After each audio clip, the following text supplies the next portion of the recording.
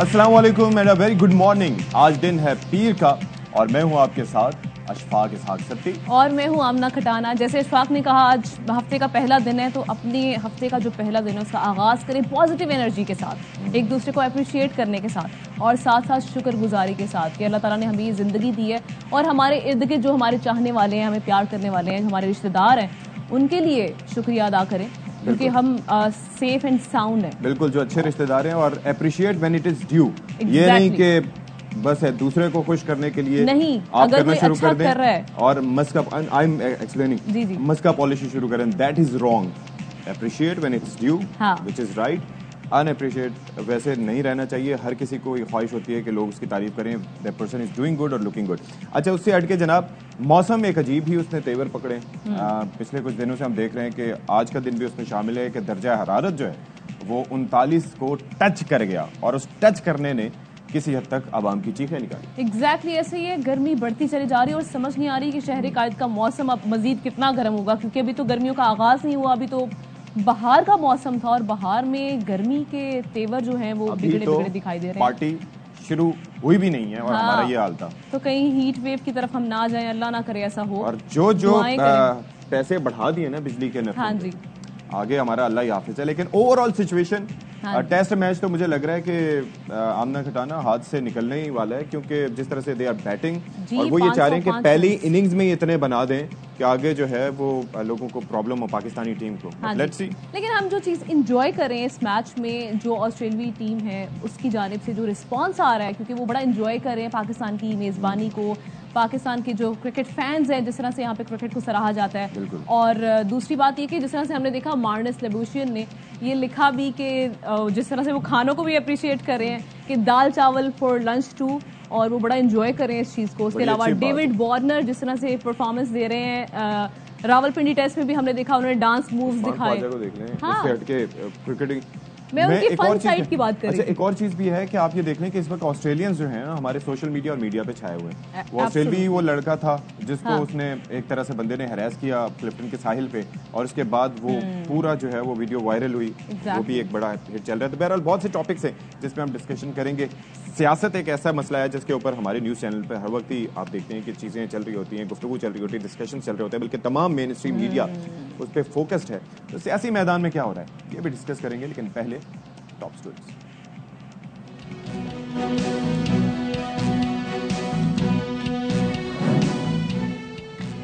वजीर आजम इमरान खान का कहना है कि एहतसाब के डर से सारे चोर इकट्ठे हो गए, जमीर खरीदने की कोशिश हो रही है, 3 चूहे शिकार करने निकले हैं, इनका ही शिकार होगा। हाफिजाबाद में अवामी इज्तिमा से खिताब। सियासी राबतों में तेजी, हुकूमत ने अपनी हिकमत अमली बना ली, इत्तेहादियों ने अपना अलायंस बना लिया। शहबाज शरीफ की क़यादत में अपोजिशन जमातों की बैठक आज होगी। काफ लीग की पार्लिमानी पार्टी का इजलास भी आज ही होगा। बच्चों में मौरूसी खुसूसियात वालिदैन से मुंतकिल होती हैं, बाप की खुसूसियात ज्यादा जबकि माँ की कदरें कम होती हैं। कद बढ़ने का ताल्लुक वालिद से जबकि जहानत की मुंतकिली का ताल्लुक वालिदा से होता है। और समुद्री हवाओं ने शहर से मुंह मोड़ लिया। कराची के मौसम की अचानक अंगड़ाई, गर्मी की हिद्दत बढ़ गई, पारा 39 को छू गया। माहिरीन का पानी का इस्तेमाल बढ़ाने का मशवरा। अच्छा जी, तो शुरू में सियासी थोड़ा सा उमूर डिस्कस करते हैं। वजीर आजम पाकिस्तान इमरान खान बहुत ज्यादा एक्टिव नजर आए और इस वीकेंड पर भी, और उनकी जानिब से यह कहा गया कि नामवर करप्ट लोग सब खड़े हो गए हैं। अच्छा, वज़ीर आज़म साहब जो है वो हम देख रहे हैं कि उनके जलसों में, उनकी गुफ्तगू में, वो जहाँ पर भी खिताब करते हैं एक नेक्स्ट लेवल ऑफ एग्रेशन हमें दिखाई दे रहा है। और क्यों ना हो क्योंकि अपोजिशन सारी मिल चुकी है, प्लस इत्तेहादियों पर उन्हें उस हद तक भरोसा नहीं है क्योंकि इत्तेहादी खुलेआम उनको किसी भी वजह से सपोर्ट नहीं कर पा रहे हैं। तो अब वज़ीर आज़म साहब के जो अल्फाज हैं एट टाइम्स उस पर काफ़ी लोग सवाल भी उठाते हैं। एग्जैक्टली, लेकिन कल जो जलसा था हाफिजाबाद का, वहाँ पर हमें कुछ लबो लहजा वज़ीर आज़म इमरान खान का कदरे जो था वो तब्दील नजर आया। जिस तरह से इन्होंने अल्फाज की बात की कि वज़ीर आज़म इमरान खान ने जब पहले जलसा किया था उसमें अड़े हाथों लिया था सियासी मुखालिफिन को, और उसमें उन्होंने डीजल का नाम बार बार लिया और कहा कि मुझे मना किया गया, लेकिन उसके बावजूद मैंने इसलिए कहा, उन्होंने कहा कि अवाम जो है वो उनको डीजल कह के पुकारती है।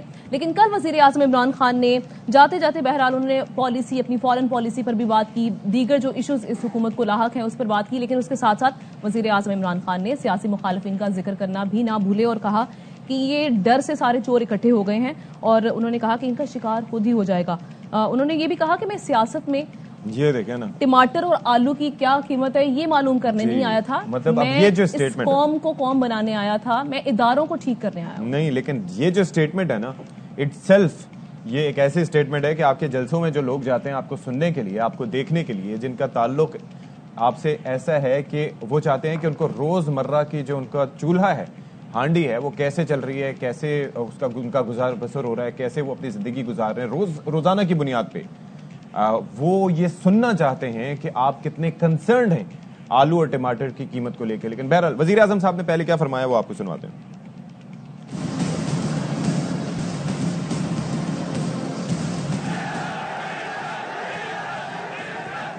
सब इकट्ठे होकर कोशिश कर रहे हैं कि हुकूमत गिर जाएगी। आने वाले दिनों में आप सब देखेंगे कि ये बजाय हुकूमत के गिरने के ये जो 3 जुए निकलियां करने चले शिकार,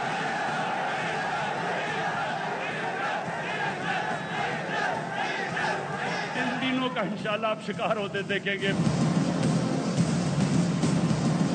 मैं इसलिए नहीं आया था कि टमाटर की क्या कीमत है और आलू की क्या कीमत है, मैं इसलिए आया था कि मैं पाकिस्तानियों को एक कौम बनाना चाहता था। अच्छा जी, अब उधर हुकूमती इत्तेहादी जमातों ने नया इत्तेहाद कायम कर लिया, यानी कि अपना वेटेज बढ़ाने के लिए, और MQM पाकिस्तान, काफ लीग और बलूचिस्तान अवामी पार्टी एक हो गए। अच्छा, दिस इज़ वेरी सिंबॉलिक, क्योंकि उन्होंने हुकूमत की साइड नहीं ली, अभी अपोजिशन को अभी कोई उन्होंने ग्रीन सिग्नल नहीं दिया, लेकिन वो अलग हो गए हैं ताकि उनसे जो बात हो तो वो एक प्लेटफॉर्म पे हो। एग्जैक्टली मिक्स्ड सिग्नल्स हमें दिखाई दे रहे हैं इत्तेहादी जमातों की जानिब से, और जिस तरह से चौधरी परवेज इलाही हैं वो ये कह रहे हैं कि जी इत्तेफाक हो गया कि मौजूदा असम्बलियां मुद्दत पूरी करेंगी, लेकिन साथ ही साथ उनकी मुलाकातें भी जारी हैं अपोजिशन जमातों के साथ। तो ये समझ में नहीं आ रही कि ये कौन सी साइड लेने जा रहे हैं। अलबत्ता ये है कि शहबाज शरीफ के साथ किसी भी वक्त मुलाकात हो सकती है, ये भी उन्होंने कहा है परवेज इलाही ने, और साथ ही साथ उन्होंने कहा कि वजीर आजम इमरान खान को अपनी कोशिशें जारी रखनी चाहिए। क्या कहा उन्होंने, आपको सुनवाते हैं और वो आप खुद ही इमेजिन कर लीजिएगा, because he is been speaking to the media. दूसरा ये है कि अब सिचुएशन जो है वो बड़ी ट्विस्टेड होती जा रही है। आप ये देखिए कि इट्स सो फनी कि that we are talking about the national politics, और उसके अंदर इतनी संजीदगी का हमारा आलम है, क्योंकि वजह ये है कि ये काफी कुछ बड़ा संजीदा हो रहा है and government is very serious.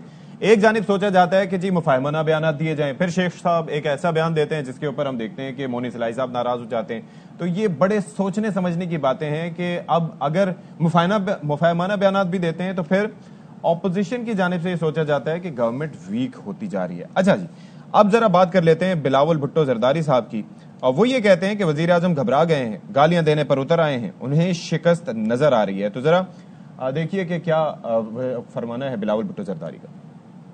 वजीर आजम साहब हौसलात का शिकार है, घबरा चुका है, गाली देने पर उतर आया है, वो सिर्फ इसलिए कि अब उसका शिकस्त नजर आ रहा है। हमारा नंबर्स पूरा नहीं होते तो इसको ये पूरा साजिश करना पड़ता मेंबर्स को रोकने के लिए। हम पुरअमन लोग हैं और हम सबसे भरकर कॉन्फिडेंट हैं, खुश हैं, हंस रहे हैं कि हमारा मुखालिफ इतना ही परेशान है। और जनाब, जिस तरह से हम देख रहे हैं कि मेल मुलाकातों का सिलसिला जारी है, आज फिर एक बैठक लगी, शहबाज शरीफ और मौलाना फजलुर रहमान, बिलावल भुट्टो, आसिफ अली जरदारी बैठेंगे और मजीद मुशावरत होगी तहरीक अदम एतमाद पर। वजीर आजम के मुशीर बराए पार्लिमानी उमूर बाबर आवान ने इस हवाले से बात की। उन्होंने कहा कि तहरीक अदम एतमाद को पाश पाश करके ऐवान से बाहर फेंकेंगे। आर्टिकल 63A का मतलब यह है कि कोई अपना जमीर ना बेचे। आज ऑपोजिशन जमीर खरीदने की बात कर रही है। जब ये आर्टिकल 63A आया तो मकसद ये था कोई जमीर ना बेचे, कोई उनको फरोख्त ना कर सके जिनके वोट से वो पार्लियामेंट के अंदर जाता है। तुर्फा तमाशा दुनिया देख रही है, खुल के पाकिस्तान की ऑपोजिशन कह रही है जमीर खरीदेंगे। सेनेट के अंदर अक्सरियत वाली पार्टी नून लीग नीचे बैठती है और अकलियत वाली पार्टी का ऑपोजिशन लीडर की कुर्सी पे बैठता है। इसका खात्मा होगा। नो कॉन्फिडेंस मोशन है, इसको हम आइन और कानून के जरिए से पाश करके ऐवान से बाहर फेंकेंगे। जी, तो तैयारियां इस हवाले से पूरी हैं। मोमिन खुसूसी शहबाज गिल ने कहा है कि हमारे पास कुछ वीडियोस हैं जो डी चौक में दिखाई जाएंगी और ऑपोजिशन से वादे करने वाले अरकान को वोट देने से पहले ही नाअहल कर देंगे। का बाजार गर्म किया हुआ है, हिकमत अमली बन गई है। जिसने पीटीआई के टिकट पे वोट लिया है उसका हर तरीके से हुक्का पानी बंद करेंगे, वोट देने से पहले ही नाअहल करेंगे। आप आए मैदान में, पोस्टर लगाएंगे, पीटीआई के वर्कर रोज उस पोस्टर पे जूतों का हार पहनाए, वो सजा देंगे कि आपकी नस्लें याद रखें। तरीका वारदात ये करेंगे, कोई एमएनए होगा हमारा, एमएनए गायब होगी। हमने नहीं करना, हमें आप वालों से कोई लेना देना नहीं है। हमने अपने नाअहल करवाने हैं जो गए अगर कोई, तो हमारे पास भी कुछ वीडियोज हैं, वो फिर नशर की जाएंगी। डी चौक में इमरान खान बुला रहा है अपने वर्कर को, बहुत सारी बातें जो उसने अपने दिल की नहीं कही वो आपके सामने कहेगा। इसी बारे में बात कर लेते हैं। हमारे साथ तज्जियाकार आमिर जिया साहब मौजूद हैं।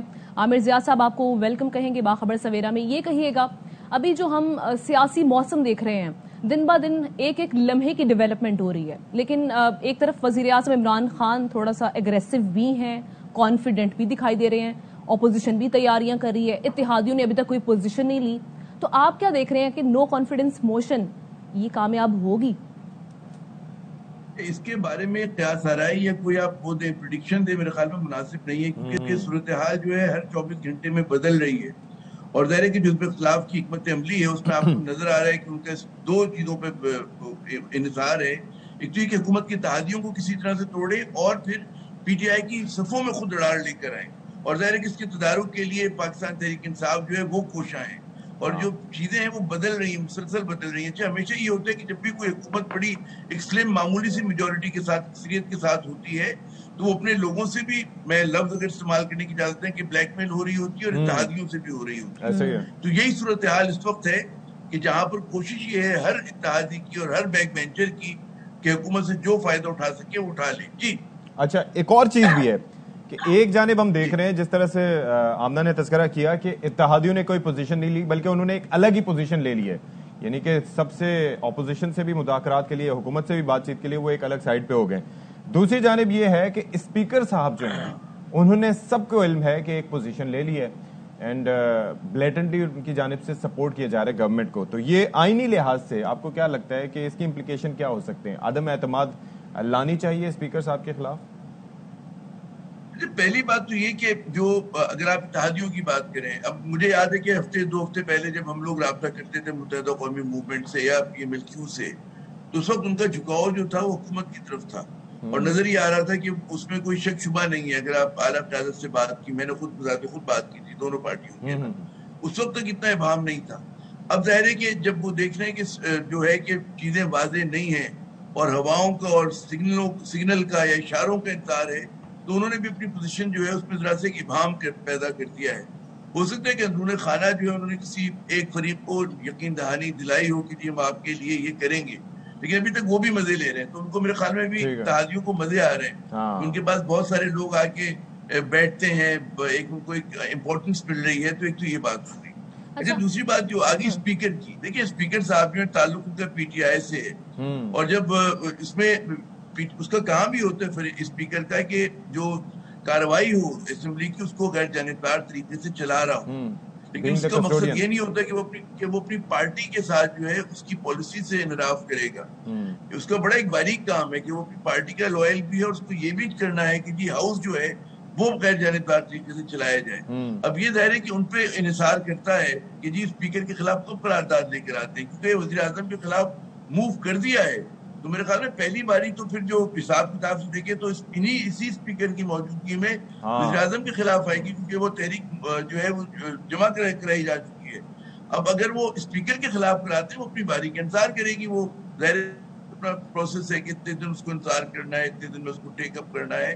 तो मैं नहीं समझता उससे कोई ज्यादा फर्क पड़ेगा, क्योंकि अगर इसी स्पीकर के तहत जो है उसके बारे में जो नो कॉन्फिडेंस मोशन है इन्हीं के सामने पेश होगा।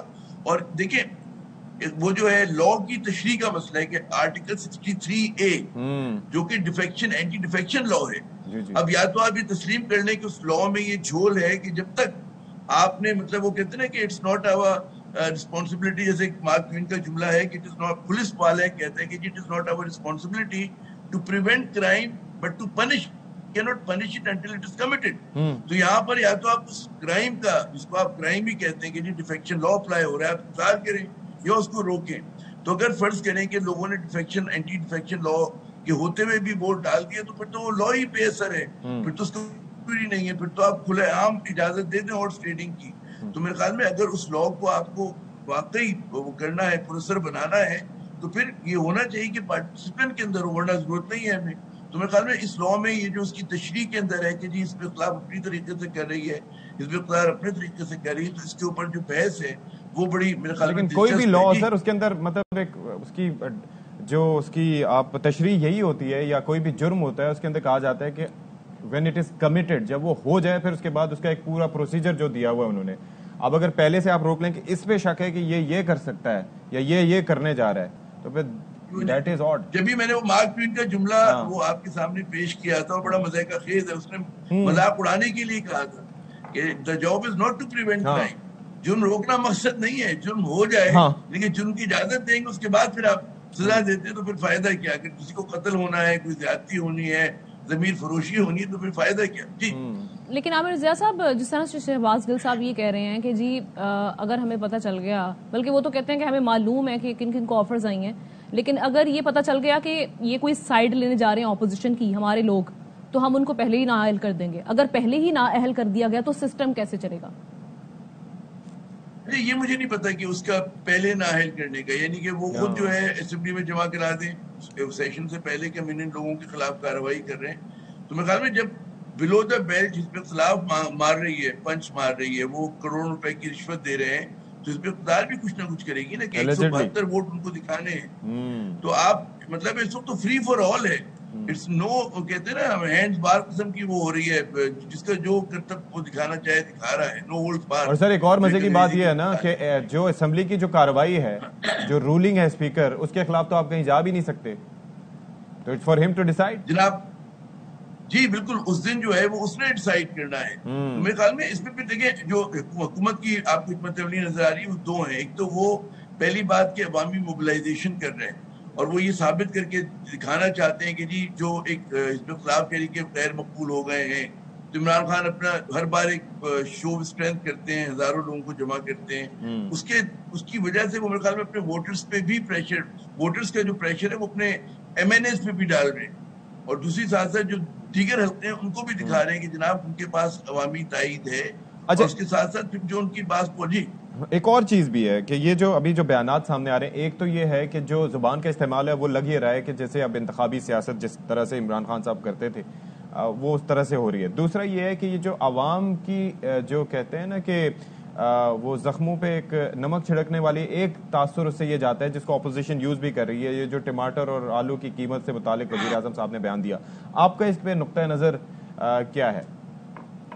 पहली बात ये कि जो जुबान पे बड़ा ज्यादा मेरे ख्याल में शोर मच रहा है। हाँ। मैंने कम से कम 30 साल की सहाफत में जो हमने कवर किया, उससे पहले का भी हमें खबर है कि साउथ एशिया की बरसगीर की सियासत में इस किस्म की जुमलेबाजी, अलकाब से नवाजना जो था बड़ा एक मकबूल ट्रेंड होता था। जुल्फ़िकार अली भुट्टो साहब ने इंदिरा गांधी को गाली दी थी, वो ज़ियाउल हक का एक अजीब सा नाम अपने आर्मी चीफ को एक नाम से पुकारा करते थे, किताबों में मेंशन है। उनके जो अपनी पार्टी के लोग होते थे, फीस पीरजादा से लेकर कौसर न्याजी तक, सबके उन्होंने अलकाबात लेकर रखे हुए थे और वो मीटिंग्स में भी उसका तस्करा करते थे, बाद में भी करते थे। हिज़्ब खिलाफ तो छोड़ने की जो उनके निशाने पर रहा करती थी, उनके अजीबो गरीब नाम होते थे। उसके बाद आप देखें कि नवाज शरीफ साहब, उनके दौर में बेनजीर साहिबा के ऊपर अजीबो गरीब उनको नाम दिए गए, जिसको मैं दोहरा भी नहीं सकता। उनकी वालिदा को अजीबो गरीब नामों से पुकारा गया। शेख साहब भी पेश थे सर, लिखते थे, शेख साहब भी पेश थे एट टाइम्स। जी शेख साहब अभी आपके कानों से धुआं निकलने लगे, मैंने वो टेंट किया है। शेख रशीद जब तकरीर करते थे और नवाज शरीफ के बिहाफ पे आपके कानों से धुआं निकले, तो यही बात उधर भी होती थी। तो मैं ही समझता हूँ कोई नई चीज नहीं हो रही है, इमरान खान ने कोई ऐसी बात नहीं करती है, हमारी सियासत में होता है, आपको तस्लीम करना चाहिए। आप मुझे बताइए इस इख्तिलाफ के मुंह से कौन से फूल झड़ रहे हैं? ठीक है ना, की बात करें तो ये मेरे ख्याल में जब आप बड़ी मंजरनामा देखते हैं तो जुबान के इस्तेमाल की ये फुट नोट ऑफ हिस्ट्री होता है, इसकी कोई अहमियत नहीं है। वो जाहिर है कि वो मगरिब में भी उस हिसाब से जुमलेबाजी होती है, मगरिबी ममालिक के अंदर आपने तकारीर सुने, तो ये बहुत ही एक सरसरी सी बात है, मतलब है गालियां तो नहीं दे रहे, वो बदलना होगा और देखना होगा कि अब ये सियासत जो है ये किस तरफ जा रही है। बहुत शुक्रिया आमिर ज़िया साहब हमारे साथ मौजूद थे और उन्होंने ओवरऑल जो सिचुएशन है उस पर अपना तज्जिया पेश किया। अच्छा अशफाक, एक चीज़ हम देख रहे हैं कुछ दिनों से, एक टर्म जो है, एक स्लिप ऑफ टंग जो थी वो एक टर्म बन के सामने आ गई और उस पर जो मजाक बन रहा है, उस पर जो मीम्स बन रहे हैं सोशल मीडिया पर काम पे टांग रही हैं। वजीर आजम इमरान खान साहब ने बिलावल भुट्टो के जो स्लिप ऑफ टंग था उसका जिक्र किया, बल्कि उसके अलावा वफाकी वज़रा भी इसका जिक्र करते नजर आ रहे हैं हमें सोशल मीडिया। अच्छा वैसे आई एंजॉयड इट। देखें हाँ, हम एंकर्स जो यहाँ पर बैठ के खबरें दे रहे होते हैं या अपने शोज कर रहे होते हैं, कोई ऐसा नहीं है, कोई हल्फन नहीं कह सकता कि हमारे मुंह से कभी ऐसा लफ्ज ना निकला हो। सीन में हम अक्सर फंस जाते हैं, कोई ना कोई लफ्ज ऐसा आ जाता है, but you need to enjoy it because किसी से भी ये चीजें हो सकती हैं। आप अपने अपने एक्सपीरियंसेस भी शेयर कर सकते हैं गुफ्तगू में, लेकिन चूंकि बिलावल साहब एक नेशनल लीडर हैं तो बस सबने पकड़ के उनको धो दिया। लेकिन दैट वाज, उस सारे जलसे में, उस सारी चीज में, दैट वाज क्वाइट एंजॉयबल। और उसके ऊपर जो मीम्स भी बनी है, जो शेर व शायरी हुई है। अच्छा जी, लाहौर का जो गुलबर्ग का शॉपिंग मॉल है वहां पर आग लग गई थी और अब रेस्क्यू ज़राए ये बताते हैं कि जो ऊपर की 3 मंजिलें हैं उस पर जो है आग को बुझा दिया गया है, जबकि नीचे की जो बेसमेंट समेत कुछ मनाजिल हैं वहां पर आग पर काबू पाने का सिलसिला जारी है। और इस प्रोसेस में तकरीबन 20 गाड़ियों ने, फायर टेंडर्स ने हिस्सा लिया है, 60 रेस्क्यू वर्कर्स भी शरीक हुए हैं। इसी पर बात करते हैं, बाबर खान ने हमें ज्वाइन किया। बाबर, ये कहेगा इस वक्त क्या सिचुएशन है, आग पर मुकम्मल तौर पर काबू पा लिया गया या अभी भी सूरत हाल वैसी है? बिल्कुल ही, ये मेन बुलेवार्ड गुलबर्ग के करीब एक अहम शॉपिंग मॉल है जिसे रात 12 बजे के करीब यहाँ पर आग भड़क उठी थी, जिसने देखते देखते पूरे प्लाजे को अपनी लपेट में ले लिया। अभी तक 8 घंटे गुजरने के बावजूद आग पर काबू नहीं पाया जा सका। जुज़वी तौर पर आग पर काबू पाया था, लेकिन अभी बेसमेंट और जो फर्स्ट फ्लोर है वहाँ पर वक्फे से आग जो भड़क उठती है। फायर फाइटर यहाँ पर काम करने में मसरूफ़ हैं। सारी रात फायर फाइटर जो है उन्होंने यहाँ पर काम किया। 20 से ज़ायद गाड़ियाँ इस आग बुझाने में मसरूफ़ रहीं। उसके अलावा जो 60 के करीब वर्कर हैं वो काम करते रहे। दीगर अजला कसूर, उकाड़ा और शेखपुरा से भी यहाँ पर फायर फाइटर की गाड़ियाँ मंगवाई गई। अभी तक काम जारी है, लेकिन ये कहा जा रहा है कि अभी भी 2 घंटे दरकार है मुकम्मल तौर पर काबू पाने में। उसके बाद कूलिंग का अमल जारी होगा। इस प्लाजा में 1990 में भी आग लगी थी, जबकि इसके बिल्कुल जो सामने है इलेक्ट्रॉनिक का फीस सेंटर, वहाँ भी कुछ अर्सा कबल आग लगी थी, जिससे करोड़ों रुपए मालिक का सामान जलकर खाकसार हो गया था। वक्फे से रात जो बॉयलर हैं वो फटते रहे। इसके अलावा जो दूसरे सिस्टम लगे हुए थे धमाके भी होते रहे। बहुत ज़्यादा नुकसान यहाँ पर हुआ। लोग यहाँ पर मौजूद हैं और बहुत ज़्यादा अफसरदा है क्योंकि अभी तक कोई हुकूमती नुमाइंदा उनकी फरियाद सुनने के लिए यहाँ नहीं आया। क्योंकि पिछली मरतबा भी जब आग लगी थी, यास्मीन राशिद यहाँ पर पहुंची थी तो यहाँ पर सूरत हाल ख़राब हो गई थी, जिसको उन्हें फौरी तौर पर यहाँ से निकाल दिया गया था। लोग यहाँ पर बहुत ज़्यादा बिल्कुल ये कहा जा सकता है कि बददिल हुए हैं, रो रहे हैं, क्योंकि उनका करोड़ों रुपये मालियत का सामान जलकर खाकसार हो गया। 4000 के करीब जो यहाँ पर वर्कर है वो इस दुकानों में 400 दुकानों में काम करते हैं और ये प्लाजा मुकम्मल तौर पर जलकर खाकसार हो गया है। अब कहा यह जा रहा है कि कुछ हुकूमती नुमाइंदे यहाँ विजिट करने आ रहे हैं, जिसके लिए पुलिस की भारी नफरी को यहाँ तलब कर दिया गया है। लोग यही कह रहे हैं कि हमें कोई नुकसान हमारा पूरा नहीं किया जाता। अफीस सेंटर में जब आग लगी थी वो भी नुकसान अभी तक पूरा नहीं हुआ। जो फायर ब्रिगेड का अमला है उनका ये कहना है कि उन्हें 1 बजे के करीब राहगीर ने इत्तला की। जिस वक्त अब वो आए उस वक्त बिल्कुल मुकम्मल तौर पर जो आग है वो डेवलप हो चुकी थी और जिस पर काबू पाने के लिए मुश्किलात का सामना करना पड़ा। रेस्क्यू ज़राए का ये कहना है कि अभी तयन नहीं किया जा सका कि आग किस वजह से लगी है। जब आग पर काबू पाया जाएगा उसके बाद तयन किया जाएगा। पहला काम तो यही है कि किसी तरह से आग को बुझा दिया जाए। बहुत शुक्रिया बाबर खान, आप हमें तफसीलात से आगाह करे थे। एक चीज इसमें बड़ी इंपॉर्टेंट कि भाई जो आपका प्लाजा है वहां पर इनिशियली रिस्पांस करने के लिए लोग होने चाहिए, ज़ाहिर चौकीदार वगैरह होने चाहिए जो कि इतनी बड़ी मार्केट को देखें और होते भी हैं। उनका क्या किरदार था। दूसरा ये है कि फायर सेफ्टी के लिए थोड़े से अरेंजमेंट्स वगैरह किए जाते हैं, फायर एक्सटिंग्विशर्स और इस तरह का निज़ाम होना ज़रूरी है, लेकिन वहाँ पर वो भी नहीं था। तो काफ़ी तहकीक होगी, नुकसान बड़ा हुआ, अल्लाह ताला रहम करे सब। बिल्कुल ऐसे है। वी टेक अ ब्रेक है।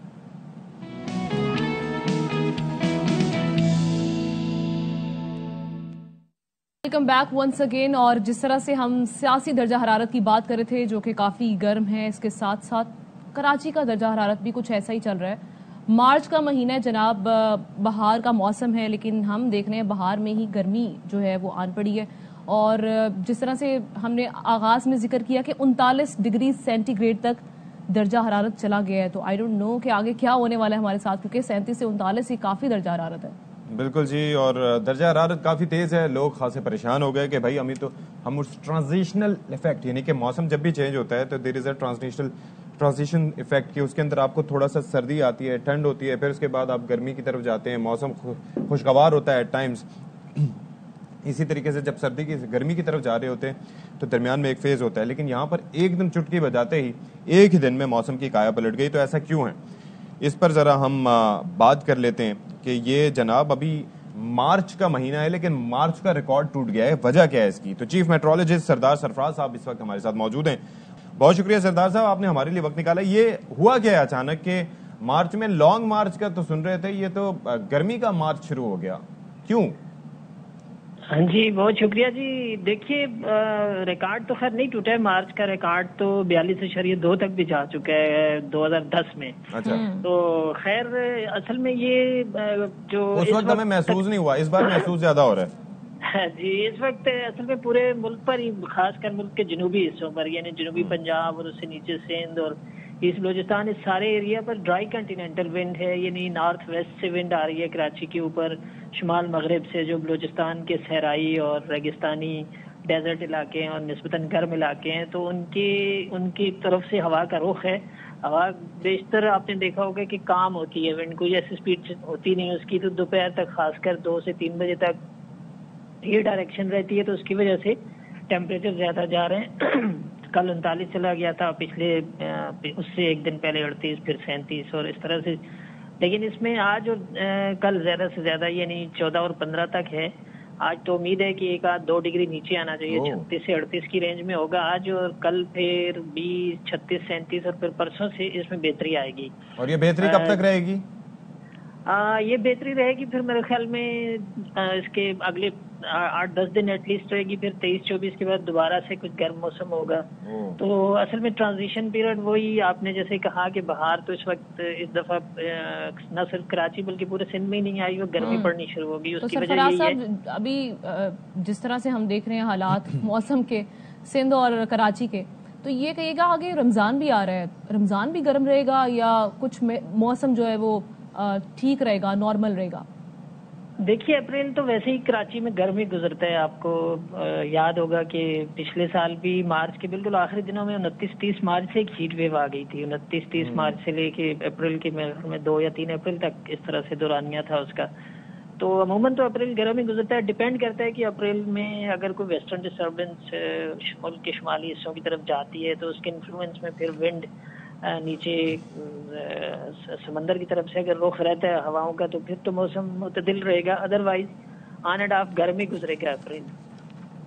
अच्छा जी, चलें जी, अल्लाह बेहतर करे। बहुत शुक्रिया सरदार सरफराज साहब हमारे साथ मौजूद थे आज। और वो ये कह रहे हैं कि दर्जा हरारत 1-2 दर्जे नीचे आने का अंदेशा है और ये अच्छी बात है। बिलाखिर वो साथ ही साथ ये भी कहते हैं कि आगे 8 से 10 दिन तक यही सिचुएशन रहेगी, फिर थोड़ा सा दर्जा हरारत बढ़ेगा। लेकिन माह रमज़ान जिसकी आमद है, we are all are concerned, तो वहाँ पर उसमें गर्मी ही रहेगी।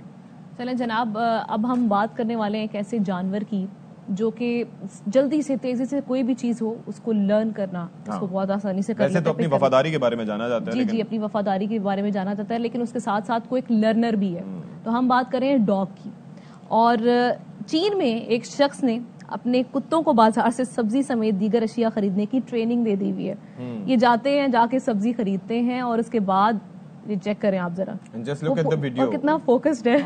वो पंजा रखेगा उसके ऊपर और उसके बाद पैसे पे करेगा, यानी पूरी जिम्मेदारी के साथ ये पैसे पे करके सब्जी खरीद के फिर घर लेके जाएंगे। अच्छा जी, इस वीडियो में जाहिर है कि उसके बताने का जो मोड है वो यही है कि वो अभी आया है, उसने जो मुतालिका सब्जी है उसको टच किया है और ये भी बताता है कि टच किया है बाकायदा तौर पर, ताकि हमारे नाज़रीन देख सकें कि वो टच करके बताता है कि कौन सी सब्जी चाहिए। उसके बाद वो दुकानदार जाती है, वहां से उसमें से बास्केट में से पैसे निकालती है और फिर उसको दे देती है। अच्छा, इसमें क्रेडिट इसमें ट्रेनर को भी देना चाहिए। क्या ट्रेनिंग की है उसने कि आप ये देखेंगे वो परफेक्शन के साथ अपना काम कर रहे हैं। अच्छा जी, वो लोग जाहिर है कि वो लोग टाइम भी स्पेंड करते हैं, काफ़ी उनकी एनर्जीज भी स्पेंड होती हैं और एक हमारे यहाँ भी होता है, लेकिन हमारे यहाँ उस तरीके से तवज्जो दी जाए तो क्या ही बात है। और ये एक दूसरा भी कुत्ता मीनवाइल जब हम देख रहे थे तो आ ही गया था, तो बड़ी अच्छी बात है जी। ट्रेन कीजिए इसी तरीके से। ब्रेक ले लेते हैं मीनवाइल हम।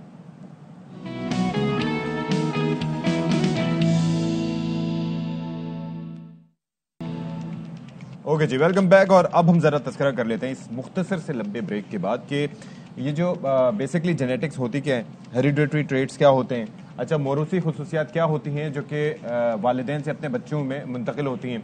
और वैसे तो एक नॉर्मल सा टर्म है ना कि बच्चा अच्छा हो तो हर कोई क्रेडिट लेता है, ये वैसे उसके अखलाक के हवाले से बात हो या उसकी तालीमी मैदान में कामयाबियों के हवाले से बात हो, एट टाइम्स उसकी शक्ल शबाहत के हवाले से बात हो तो क्रेडिट लेने की बातें होती हैं, लेकिन वाक़तन ये है क्या मामला? तो ये हम जाहिर है कि इसके ऊपर आज डिस्कशन करना चाहेंगे because this is very important, people need to know. और हम ये जानने की कोशिश भी करेंगे कि सिर्फ जो आपके ट्रेट्स हैं जिनमें आपकी फिजिकल अपीयरेंसेस के अलावा आपकी, जिस तरह से अशफाक ने भी कहा कि आदात भी पास ऑन करती हैं या नहीं वालिदैन से, इसी पर बात करते हैं। हमारे साथ मौजूद हैं कराची यूनिवर्सिटी के मॉलिक्यूलर जेनेटिक्स की डायरेक्टर प्रोफेसर डॉक्टर उस्मा बदर साहिबा। आपको खुश आमदीद कहेंगे, एंड वेरी गुड मॉर्निंग। ये कहिएगा कि जिस तरह से हम बात कर रहे थे कि आपके जो ट्रेट्स हैं वो वालिदैन से बच्चों में मुंतकिल होते हैं, तो उसमें एक तो फिजिकल अपीयरेंसेस जिसमें हम कहते हैं आई कलर, आपके बाल हो गए या कुछ भी, आपका कद काट हो गया, उसके अलावा आपकी आदत भी, जैसे हम कहते हैं कि बच्चा ये बहुत गुस्सा करता है अपने बाप पर गए, ऐसा होता है? ऐसा है मुमकिन कि बहुत सारे जो कहा जाता है कि सिर्फ फिजिक, बॉडी की फिजिक ही नहीं बल्कि आपकी मेंटली जितनी चीज़ें हैं वो भी पेरेंट से ही ट्रांसफ़र होती है। अच्छा, माँ और बाप दोनों से ही इन चीज़ें ट्रांसफ़र होती हैं। अच्छा, कि वो क्या सोच रहे हैं, कैसे सोच रहे हैं, या उनका IQ लेवल भी जो है वो पेरेंट्स से ट्रांसफ़र होता है। अच्छा। मगर ये नहीं कह सकते कि आप ये 100% ट्रांसफ़र हो गया है। okay. इसका इफेक्ट जो है वो 50% आप कह सकते हैं कि बाप से आ रहा है और 50% अच्छा, माँ से आ रहा है। लेकिन ये 100% श्योर। लेकिन जैसे उसके अंदर होता है ना कि हर कोई अच्छी चीज की क्रेडिट लेने की कोशिश करता है, ये तो खैर हम ऑपोजिशन और गवर्नमेंट में देते हैं, लेकिन घरों में भी ये होता है कि माँ या बाप जो भी, इसमें कैसे पता चल सकता है कि कौन सा ट्रेड किसकी तरफ से आया? कोई है इसका फॉर्मूला? ये फिर आपकी एक पूरी स्टडी होती है कि आप माँ के कैरेक्टर को देखें क्या क्या चीज़ें आ रहे हैं, या तो फिर आप जेनेटिकली एनालाइज करें कि ये कौन सा कैरेक्टर माँ में मौजूद था वो बच्चों में नजर आया नहीं। फिजिकली तो आप देख के बता सकते हैं। फॉर एग्जाम्पल आई कलर आपने देखा कि बाप का आई कलर अगर ब्लैक है और माँ का आई कलर जो है वो ग्रीन है या ब्लू है, लाइट कलर में से आता है, तो ये चीज़ कॉन्सेप्ट है कि डोमिनेंट जो डार्क कलर है वो गालिब आता है। अच्छा, जो आपके फिजिकल अपीयरेंस की आप बात करिए ना, फिजिकल अपीयरेंस में कितने % चांसेस होते हैं कि आपके वालिद से आए और कितने %? ये देखिए कोई श्योर शॉर्ट चीज़ नहीं है, मगर इसमें हाँ, इसमें आप श्योर शॉर्ट नहीं कह सकते कि ये बिल्कुल 100% यहाँ से आ रहे हैं। मगर अगर फिजिकली आपको नजर आ गया है वो कैरेक्टरिस्टिक, तो आप कह सकते हैं ये 100% फादर से आया है। अच्छा। जिस तरह मैं अभी आपसे बात कही थी ना, डार्क आई कलर ब्लैक है, वो डोमिनेंट जीन है, वो गालिब आने वाली जीन है, तो 100% वो फादर से ही आएगी। अच्छा, क्योंकि वो डोमिनेंट है। ऐसा भी हो सकता है कि कोई जीन रिसेसिव हो, यानी कि माँ का आई कलर भी सेम हो या डिफरेंट हो, ब्राउन हो, सपोज बाप का ब्लैक हो और बेटे का कलर्ड आई हो। पॉसिबल है? Is it possible? क्योंकि जीन जो है वो एलील्स की फॉर्म में है और वो डबल डोज में होती है, एक डोमिनेंट होती है और दूसरी रेसेसिव भी हो सकती है। और अगर किसी में दोनों जीन डोमिनेंट हैं तो नॉट पॉसिबल के ऑफ स्प्रिंग के अंदर, यानी बच्चों के अंदर जो है वो बाप का कलर ना आए। और अगर ये चीज इंडिकेट करती है कि बाप की जो जीन थी वो डोमिनेंट है, उसके साथ रेसेसिव भी है, उसका जो काउंटर पार्ट है वो रेसेसिव है। अगर आपने मिल गया, और same thing is in the blood group, ABO blood group system है, उसमें भी यही है कि अगर वो डोमिनेंट है जिस तरह कैरेक्टर ABO जो है ABO सिस्टम, O जो रेसेसिव है, तो अगर O अगर आपके पास आ जाता है तो इसका मतलब है दोनों पेरेंट हेटेरोजाइगोट थे, दोनों के पास O जीन मौजूद थी। अच्छा, इंटेलेक्ट के बारे में कहा जाता है कि आपकी वालिदा से जो है वो जहानत आपको वहाँ से मिलती है। ये देखिए, ये कुछ केसेस में स्टडीज हुई हैं डिफरेंट, जैसे आप एक पॉपुलेशन के ऊपर स्टडी करते हैं, जिस तरह एक हुआ था काम रिसर्च जिसमें 12,000 के करीब चिल्ड्रंस को देखा गया, 14 ईयर्स की एज से लेके 22 ईयर्स की एज तक के बच्चों को जज किया गया। तो उनमें जो नजर आया झुकाव जिस तरफ नजर आया वो मदर की साइड पे, जो जिनकी मदर का IQ लेवल हाई था तो उन्हीं का नजर आ रहा था कि बच्चों में भी IQ लेवल हाई है। वो वेरी करता है, वेरिएशन से आप 100% इस पे नहीं कह सकते। वेरिएशन एक पॉपुलेशन में, आप स्टैटिस्टिक रेशियो आपने निकाल के बताया कि ये मदर की साइड पे ज्यादा इनका मतलब झुकाव मिला। अच्छा, और कद के हवाले से जैसे अगर फिर किसी को हम देखते हैं कि बाप का कद लंबा है तो लोग एसोसिएट करते हैं जी इसकी हाइट तो बड़ी होगी बिकॉज बाप का कद लंबा है, लेकिन ये भी 100%, ये भी 100% कोई भी इसके लिए पूरी स्टडी की जरूरत है जी। नहीं, देखिए 100% आप नहीं कह सकते। ये चीज होती है कि इसमें एक जीन है जो ऑटिज्मल जीन है, जो फादर के पास जो जीन है अगर वो ट्रांसफर हो जाती है, राइट, वो जीन, एक जीन का नाम है स्पेसिफिक, अब आई डोंट नो, ज़ाहिर सबको नहीं पता होता कि कौन सी जीन है, क्या एक फैक्टर है, जेनेटिक फैक्टर है, IGF जेनेटिक फैक्टर है, अगर वो फादर फादर की तरफ से IGF genetic factor of spring में ट्रांसफर हो जाता है तो उसकी ग्रोथ ज्यादा होगी, इक्वल टू और मोर देन फादर। मतलब ये इनहेरिटेंस है, ये आप इनहेरिट ही करेंगे, ये कैरेक्टर इनहेरिट ही होगा, कहीं बाहर से नहीं आएगा। ओके। और अगर थोड़ा बहुत ये एनवायरनमेंट, डाइट, न्यूट्रिशन इनके ऊपर डिपेंड करता है। अच्छा, बहुत माइनर, ये देखिए आप कह सकते हैं 10 to 20% में जो लोग कहते हैं कि हम मेडिसिन लें, ये ले लें, अपनी हाइट इंक्रीज कर लें, इस तरह से कर लें, ये कोई ऐसा नहीं, बहुत कम ये है कि आप ये नहीं कह सकते हार्डली 10 to 20%। आप कह सकते हैं कि इससे आपकी इंक्रीज हो सकती है अकॉर्डिंग टू योर डाइट, मगर ये श्योर शॉट इसलिए नहीं है कि वो पेरेंट्स की तरफ से इनहेरिट कर रहा है, it is dictated in your gene, आपकी जीन में मौजूद है, नेचर ने आपकी जीन में लिख दिया, आप उसको चेंज कैसे कर सकते हैं। अच्छा, एक और चीज़ है, जिस तरह से हम देखते हैं कि ये सिचुएशन होती है कि माँ और बाप दोनों अगर गुस्से के तेज नहीं है, काम एंड कूल हैं, और बच्चे को कहा जाता है ये दादा या नाना पे चला गया, तो ये कैसे हो सकता है? बिकॉज वो तो है कि कनेक्टेड हैं, ऑब्वियसली दादा और नाना वो फैमिली का हिस्सा है, माँ और बाप से तो डायरेक्ट एक जीन्स ट्रांसफर होना होता है, तो ये किस तरह? देखिए, माँ से जीन ट्रांसफर हो रही है, बाप से जीन ट्रांसफर हो रही है, दोनों से कहा जाता है ना कि 50% जीन माँ से हो रही है, 50% जीन बाप से हो रही है, मगर कुछ जीन ऐसी भी होती है, आप नहीं कह सकते कि 50% माँ से हो रही है, हो सकता है ज्यादा जो है वो फादर से भी हो रही है, मोर देन 60% हो रही होंगी फादर से। और फादर अपनी जीन कहाँ से ले रहे हैं? अपने पेरेंट्स से आ रहे हैं, वहां पे भी आ रहा है जी, और वो हिडन हो जाती, मास्क हो जाती। अगर वो जीन डोमिनेट नहीं थी और रेसेसिव कैरेक्टर इधर आ गया, उधर नहीं आया, और बाद में आके वो आ गया, तो फिर वो आपको नेक्स्ट जनरेशन में मिलने लग जाती है वो चीजें। बहुत शुक्रिया आपका डॉक्टर उस्मा बदर, आप तशरीफ लाएं और बड़ी रोशनी डाली। लेकिन ये कि it's up to the research and studies कि क्या होता है, लेकिन बज़ाहिर अगर कोई चीज़ ऑब्वियस हो तो नज़र आ जाती है, लेकिन इसी तरीके से जेनेटिकली ये बीमारियां भी कुछ ट्रांसफ़र हो जाती हैं, बाज़ औक़ात किससे होती हैं ये। चलें जी, अभी हम ब्रेक ले रहे हैं, ब्रेक के बाद वापस आएंगे। अस्सलामुअलैकुम जी, welcome back once again and very good morning. जो लोग हमें अभी ज्वाइन कर चुके हैं उनको एक बार फिर से खुशामदीद कहेंगे, और नहीं, जो लोग हमें ज्वाइन कर चुके हैं उनको खुशामदीद कहेंगे, जो पहले से बैठे हैं उनको एक बार फिर से खुशामदीद कहेंगे। बिल्कुल जी, बहुत जरूरी है क्योंकि आप हमारे साथ जुड़े हुए हैं और हमारे शो को चार चांद लगाते हैं, उसकी शान बढ़ाते हैं, और हम भी कोशिश करते हैं कि ऐसी चीजें आपके सामने लेके आएं कि जिसकी वजह से ना सिर्फ ये है कि आपका दिन अच्छा गुजरे बल्कि आपकी मालूमात में भी इजाफा हो। तो आज 14 मार्च का दिन है। अच्छा, 14 मार्च वैसे उसके ज़ाहिर है कि हर लिहाज से हर दिन की एक सिग्निफिकेंस होती है। अच्छा, दुनिया में हम बात करते हैं जो न्यूक्लियर डिजास्टर्स के हवाले से, तो हमारे जहन में कुछ नाम आते हैं, ठीक है, एक हिरोशिमा, नागासाकी, और उसके बाद letter in the 80s Chernobyl. लेकिन 1961 में एक ऐसा डिजास्टर था जो कि हो सकता था, लेकिन वो मतलब एक नेचुरली कहें या कुदरती तौर पर कहें या because of the safety measures वो नहीं हुआ। वो ये था कि एक अमरीकी तैयारा जो है वो B-52 जो कि बम्बार तैयारे, लॉन्ग रेंज बम्बार तैयारे होते हैं, वो जा रहा था और अचानक जो है वो फ्यूल कम होने की वजह से और जो क्रू जो था उसका बड़ा थका हुआ था, वो गिरकर तबाह हो गया। और आप सोचें उसके अंदर क्या था, उसके अंदर न्यूक्लियर बॉम्ब्स थे, और अगर वो न्यूक्लियर बॉम्ब के सेफ्टी इंटरलॉक्स ना होते, सेफ्टी मेजर ना होते जो कि मल्टीपल मेजर होते हैं जी, तो वो अगर ना होते तो वो बॉम्ब डेटोनेट कर जाते, और उसके बाद जो होता तो अमेरिका का कुछ हिस्सा जो है वो सफाई हस्ती से मिट जाता। और इसके लॉन्ग टर्म इफेक्ट्स, यानी कि जापान में आप देखें कि जो न्यूक्लियर डिजास्टर हुआ था, जो तबाही हुई थी, उन शहरों के आज तक वहां पर वो असरात भी मौजूद हैं और उसके लोग आज तक रेडियो एक्टिविटी की वजह से सफर कर रहे हैं। जहाँ पे आप अमेरिका की बात कर रहे हैं वहां पे अमेरिका और रूस की भी थोड़ी सी बात कर लेते हैं, क्योंकि जो सिचुएशन बिगड़ रही है वो दिखाई दे रही है, क्योंकि अब अमेरिका और रूस में बराह रास्त जंग है, उसका खदशा जाहिर किया जा रहा है। अच्छा, और देखिए वो भी न्यूक्लियर जंग, हाँ जी, बिकॉज अमेरिका ने यूक्रेन में जो है वो अपने असलहा और जो जंगी सामान है उसकी तादाद बढ़ाना शुरू कर दिया, और रूस ने धमकी दी है कि अगर ऐसा हुआ तो हम सब तबाह कर देंगे। तो अभी हम टॉप स्टोरीज की तरफ चलें। बिल्कुल जी, चलते हैं।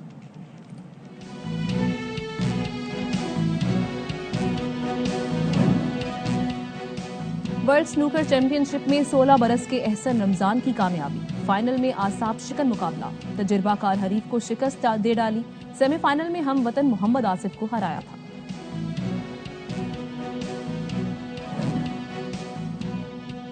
न बदबू न धुआं, बायोगैस माहौल दोस्त है, रिन्यूएबल एनर्जी है, बिल से भी छुटकारा, किसी बड़ी टेक्नोलॉजी या खाम माल की जरूरत नहीं, जानवरों के फजले से तैयार की जा सकती है। दिन भर चलने फिरने, दौड़ने और कूदने में मदद फराहम करने वाले पाँव बहुत कीमती हैं। पाँव का सूज जाना कई बीमारियों का पेश खैमा हो सकता है। नजरअंदाज न करें, बल्कि फौरी तौर पर माहिर डॉक्टर से राब्ता करें। और पंजाब के शहर मुजफ्फरगढ़ के इलाके रंगपुर में 100 बरस कदीमी मेला जारी। सर्कस ने 4 चांद लगा दिए। ढोल की थाप पर भंगड़े सकाफत के रंगों को उजागर करने लगे।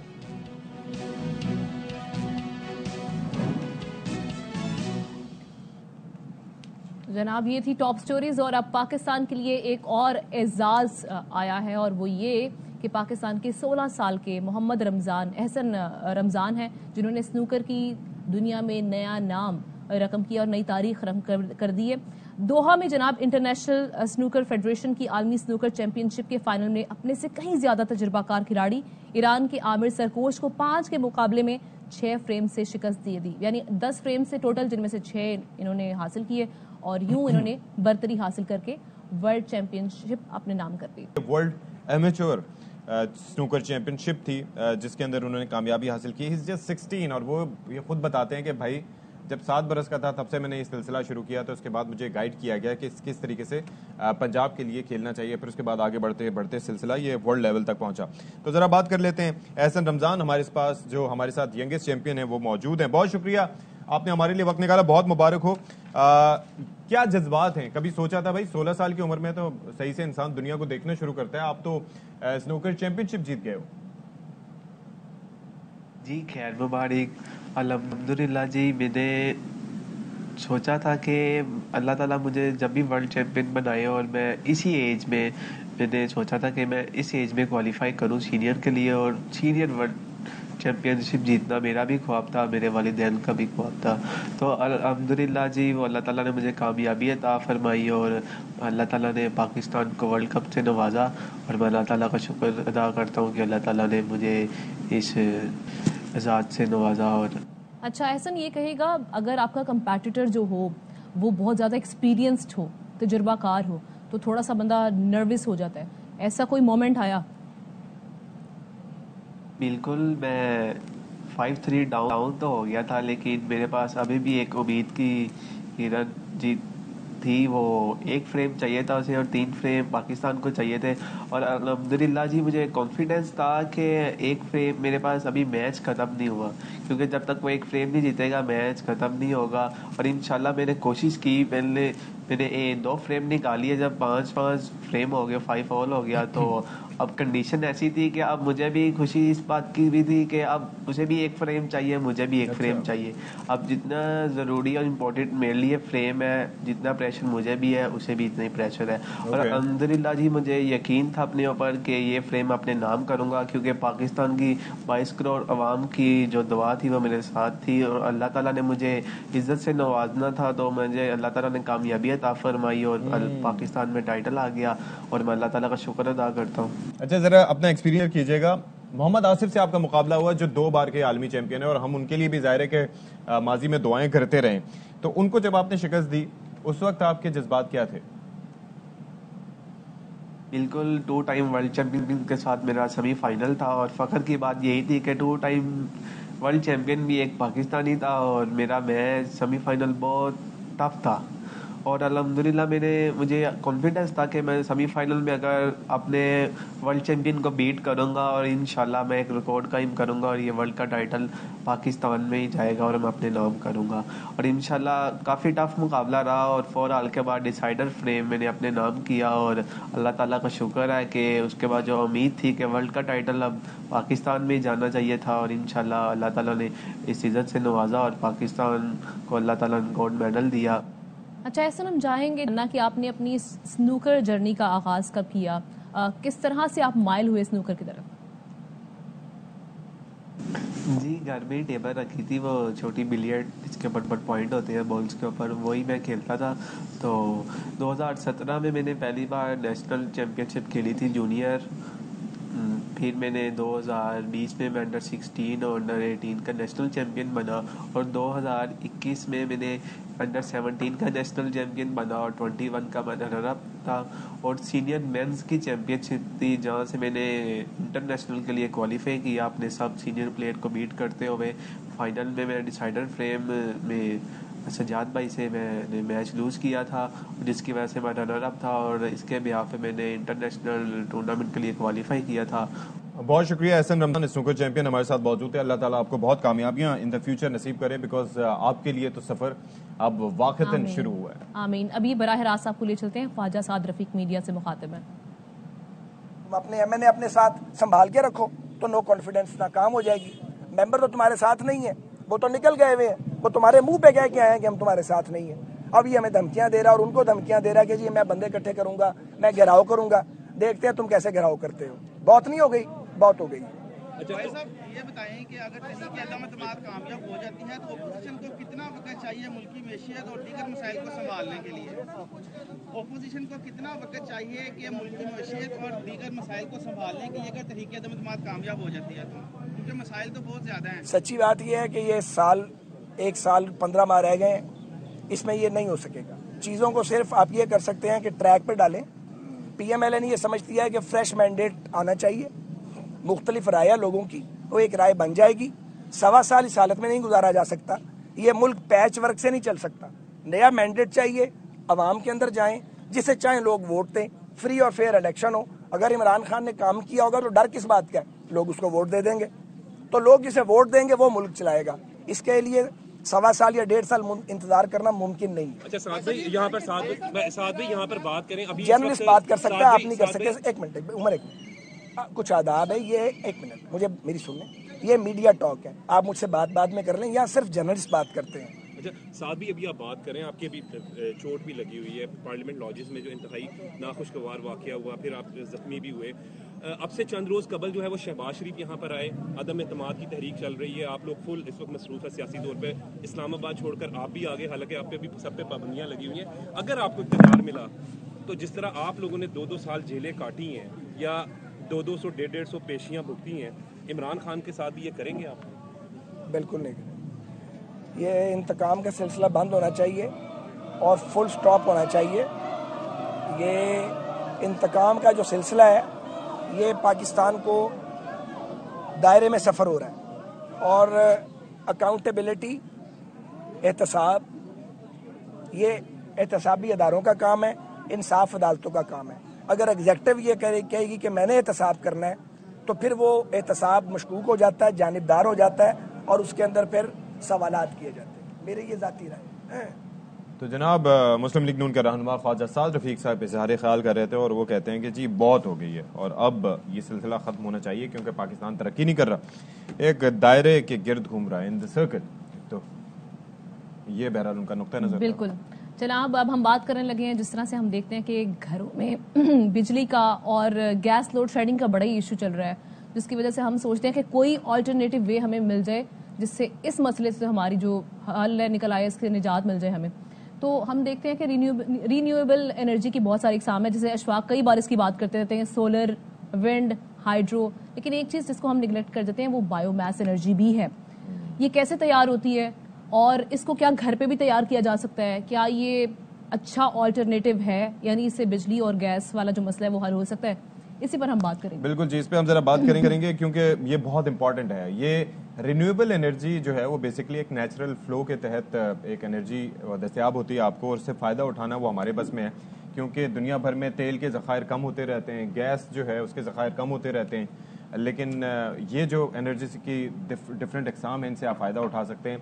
अच्छा, हाइड्रो इलेक्ट्रिक एनर्जी की अगर हम बात करें तो उसके ऊपर हमारा डैम बनाने पे उतना फोकस माजी में नहीं रहा। 2 बड़े डैम मौजूद हैं, तरबेला और मंगला। बाकी उसके अलावा आहिस्ता आहिस्ता हम कोशिशें करें कि मज़ीद डैम बनाएं, उससे भी काफ़ी आपकी एनर्जी की रिक्वायरमेंट्स पूरी हो सकती हैं। अच्छा, ये जो बायो एनर्जी है, और उसके बाद हम बात करेंगे बायोमास एनर्जी की, तो वो आजकल बड़ा एक इसके ऊपर कहा जा रहा था कि बड़ा पोटेंशियल है, क्योंकि पाकिस्तान में लाइव स्टॉक जो सेक्टर है उसकी ग्रोथ एनुअल वो भी अच्छी है, तो उसके जो डंग से हम काफ़ी प्रोडक्शन कर सकते हैं। तो इस पर ज़रा बात कर लेते हैं। हमारे साथ इस वक्त स्टूडियो में मौजूद मसूद आलम साहब, जो कि एक्सपर्ट हैं बायो एनर्जी में, और बायो एनर्जी में सर या बायोगैस में? दोनों एक ही तकरीबन नाम है, क्योंकि बायोगैस जो है वो प्रोडक्ट जो है वो होती है और प्रोड्यूस होती है बायोमास से। अब चाहे गोबर हो, म्यूनिसिपल वेस्ट हो, या सीवीड्स हो, या और कोई और वो हो जिसके अंदर मीथेन पोटेंशियल हो। जी जी जी। उससे वो होती हैं। और ये पाकिस्तान के अंदर ये कोई नया कॉन्सेप्ट नहीं है। ये 70s और 80s के ज़माने में जब ब्लैक एंड वाइट टीवी होता था, उस ज़माने में ये इंट्रोड्यूस कराया था। बाकायदा टीवी पे, हमारे स्टेट टीवी पे बड़ा उसके प्रोग्राम आते थे और लोगों को इस तरफ राग़िब किया जाता था। कुछ लोगों ने लगाए, लेकिन फिर चूंकि पाइपलाइन गैस बहुत ज़्यादा अवेलेबल होना शुरू हो गई, सस्ती थी, तो लोगों ने फिर उसकी तरफ शिफ्ट कर गए। ये कौन से सन की बात करें सर? ये मैं बता रहा हूँ आपको 80s, early 80s, 70, late 70s और अर्ली 80s की। उसके बाद जैसे जैसे आपको पता है हमारी गैस की शॉर्टेज होना शुरू हुई और फिर सूरत हाल तब्दील हुआ, फिर माहौल का भी एक आपको पता है कि असरात आने शुरू हुए, तो लोग और दुनिया जो है वो फिर इस तरफ शिफ्ट होना शुरू हुई। अच्छा सर, आई रिमेम्बर कि ये इन अर्ली 2000s आपको पता है कि सीएनजी सेक्टर को एक उस वक्त एक बूम मिला था। जी हाँ, रिमेम्बर, मुझे याद है कि रावलपिंडी में तकरीबन 1 किलोमीटर की पट्टी में कोई तकरीबन जो है कोई 25-30 से ज्यादा सीएनजी स्टेशन मौजूद थे। वो इसी वजह से कि गैस अवेलेबल थी, सस्ते नरखों पे लोगों को दिए जा रहे थे और सोचा ही नहीं था किसी ने कि भाई ये भी मसले मसाइल हो सकते हैं। बेसिकली ये हमारी प्लानिंग का फुकदान है, इसमें और कोई वो नहीं है। और अगर हमारे देखें आपके जितने फॉसिल फ्यूल्स हैं उनकी एक लाइफ है, ठीक है ना, वो उसके बाद डिप्लीट होना शुरू हो जाता है। ऐसे ही जो बायोगैस है, ये या जो बायोगैस के जो वो हैं फीड स्टॉक्स हैं, ये इस तरह के हैं कि ये आप जहाँ से ले रहे होते हैं और ये रिसाइकिल होते रहते हैं। जी हाँ, तो आप जब बायोगैस प्रोड्यूस करते हैं तो उसके साथ बायो फर्टिलाइजर भी आती है, कार्बन डाइऑक्साइड भी प्रोड्यूस होती है, नाइट्रोजन भी प्रोड्यूस होती है, और ये सारे के सारे कमर्शियल एंटिटीज हैं। अच्छा, ये कहा जाता है कि इसका प्लांट हम खुद भी लगा सकते हैं बायोगैस का, लाइक घर में छोटे पैमाने में कम जगह पे ये प्लांट लगाया जा सकता है। कैसे? बेसिकली इसका डाइजेस्टर बनता है, कुआं टाइप बन जाता है, जो हमारे यहाँ इंडिया और पाकिस्तान में आमतौर पे कुआं टाइप बन जाता है। उसको ब्रिक का बना लेते हैं, कुछ लोग मशीनरी का उसका बना लेते हैं, ठीक है। उसके अंदर वो एक तरफ से गोबर डालते रहते हैं, ठीक है, डाइल्यूट करके, और आफ्टर 40 डेज, ये 30-40 दिन का ये प्रोसेस होता है। उसके बाद फिर वो गैस आपको एक प्रोड्यूस तो शुरू हो जाती है वो, लेकिन एक कहते हैं कि एक लेवल मिकदार में आपको वो मिलना शुरू हो जाती है। अच्छा, जो गैस होती है, कहा जाता है कि 1 क्यूबिक मीटर बायोगैस से 2.5 किलोवाट तक बिजली पैदा हो सकती है। उसका प्रोसीजर क्या है अगर ऐसी असेसमेंट है तो? बेसिकली मैं आपको इस टर्म में बता देता हूँ कि अगर आपके पास 3 या 4 गाय हैं, हाँ, ये तो आसान है। एक घर का जो है समझे उनका काम चल जाएगा कि 2 वक्त का खाना पक जाएगा, पानी गर्म हो जाएगा, या छोटा कोई जनरेटर है वो 1-8 घंटे चल जाएगा। यानी कि ये जो गैस पाइपलाइन आप बता रहे हैं, ये कनेक्ट होगी डायरेक्टली विद द जनरेटर या क्या होगा? हाँ, देखें, इसमें होता है कि जब ये गैस प्रोड्यूस होती है ना, हाँ, इसके साथ कुछ और गैसें भी बनती हैं, ठीक है। उसमें जो H2S है, जैसे गटर गैस कहते हैं, हाँ, वो भी बनती है। वो जरा खतरनाक होती है, बदबू बहुत होती है, ठीक है।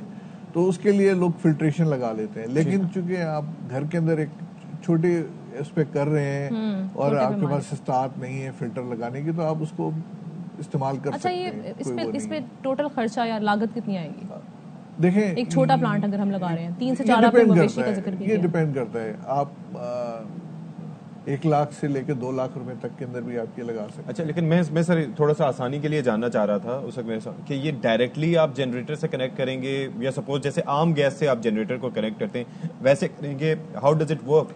इसमें इसके 2-3 तरीके होते हैं। एक तरीका, क्योंकि जो गैस प्रोड्यूस होती है बहुत लो प्रेशर के ऊपर होती है, ठीक है, तो उसके लिए कुछ लोग क्या करते हैं कि कंप्रेसर लगा लेते हैं और एक छोटा सा सिलेंडर कर लेते हैं, ताकि वो जो आजकल वैसे भी घरों में लग रहा है कंप्रेसर गैस खींचने के लिए, वो खतरनाक चीज है। वो मैं उसका वो तो गैर कानूनी है वो, तो वो लगा लेते हैं, और उससे ये होता है कि आपके उसमें सिलेंडर में इतनी गैस आ जाती है कि आप उसको अपने जनरेटर को कुछ घंटे के लिए चला लेते हैं।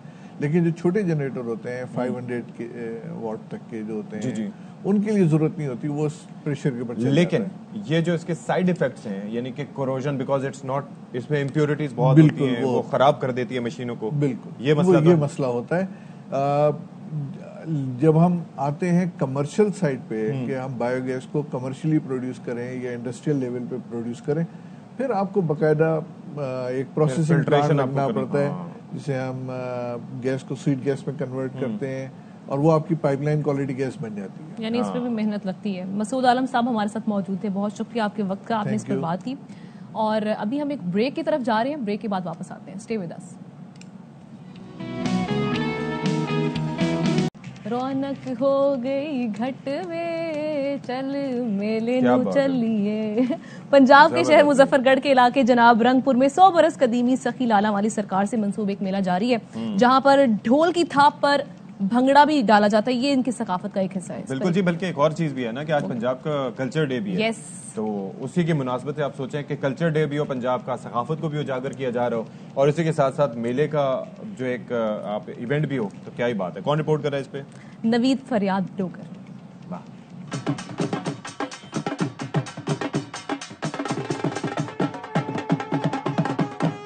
सखी लाला वाली सरकार से मंसूब 100 साल पुराने मेले संघ का इनकाद रंगपुर में हर साल मार्च के महीने में होता है। मेले में बच्चों के लिए खिलौने, झूले, सर्कस, मिठाई और दीगर जरूरियात जिंदगी के एशिया की दुकानें सजाई जाती हैं। इस हवाले से मेले का इनकाद करवाने वाले मेंबर सूबाई असम्बली अजहर खान चांडिया का कहना था, एक कदीमी सिलसिला चलता रहा है और ये रिवायती और सकाफती मेला है। इस मेले में बुजुर्ग, बच्चे सब एंजॉय करते हैं। बच्चे बड़े सभी इस मेले को देखने दूर दराज से आते हैं और खास तौर पर बच्चों को इस मेले का इंतजार सारा साल ही रहता है। हम मेले पे आए हैं, यहाँ बहुत मजा आ रहा है। हमने खिलौने भी लिए और देखे यहाँ पर कितना एंजॉय हो रहा है। स्पेशली मुल्तान से आए हैं मेला देखने, बहुत एंजॉयमेंट किया है। ऐसे सकाफती मेले शहरियों के लिए तफरीह के साथ साथ आपस में मेल जोल और भाईचारे का भी सबब बनते हैं। मेले ठेलों का इनकाद हुकूमत पंजाब की जानिब से ऐसा इक़दाम है, इससे न सिर्फ सकाफत के रंग नुमाया होते हैं बल्कि देहाती इलाकों के लोगों को तफरीह के मौके भी मुयस्सर आते हैं। कैमरा टीम के साथ नवीद फरियाद डोगर, आरवाई न्यूज। अच्छा जी, जो आपने रिपोर्ट मिलाई है कि it's such a beautiful day, और वैसे ये है कि पंजाबी कल्चर के हवाले से ना सिर्फ ये कि पाकिस्तान का आबादी के लिहाज से सबसे बड़ा सूबा है, बल्कि यहाँ का कल्चर भी जो है वो बड़ा फ्लैम्बॉयंट किस्म का है। और मतलब ये आज का दिन मनाने का मकसद ये है। अच्छा, सिंधी कल्चर डे भी मनाया जाता है, जिसके अंदर आप देखें कि सिंध में सिंधी टोपी और अजरक की बहार हमें हर तरफ नजर आती है। इसी तरीके से ये जो पंजाबी कल्चर डे है, इसमें आपको मौसीकी के तड़का मिलेगा, भंगड़ा देखने को मिलेगा, फेस्टिवल्स होते हैं, एग्जीबिशंस होती हैं, ताकि इस दिन को भरपूर तरीके से मनाया जा सके। और ओवरऑल जो मुख्तलिफ इलाकों की यानी कि इलाकाई लेवल से जो सकाफतें हैं, क्योंकि लहजा डायलेक्ट भी आपका चेंज होता है हर एवरी 20 किलोमीटर और लेस, तो ये बड़ा खूबसूरत एक किस्म का हमें रंगों की बहार देखने को। जहाँ पर आप कल्चर और ट्रेडिशन की बात कर रहे हैं जनाब, वहाँ पर अगर हम खवातीन के ट्रेडिशन की बात करें तो ज्वेलरी में झूमर एक जेवर का नाम है, और खवातीन आराइश के लिए इसे पेशानी पर लटकाती हैं। लेकिन पंजाब में झूमर लोक डांस भी है। अच्छा। और इस पर रिपोर्ट कर रहे हैं हमें अमीर उमर चमन, उसमें देखते हैं।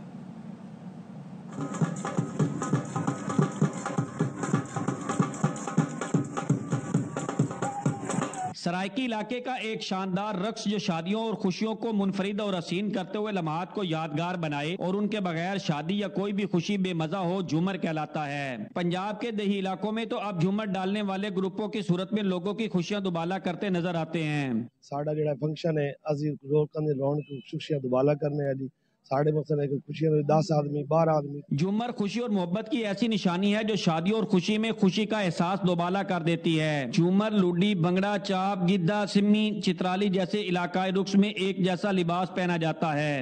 असी मुख्तलिफ इलाके में परफॉर्म करते हैं जनाब अली। साड़ी खड़ताल होती है, जैकेट होती है, पगड़ी होती है।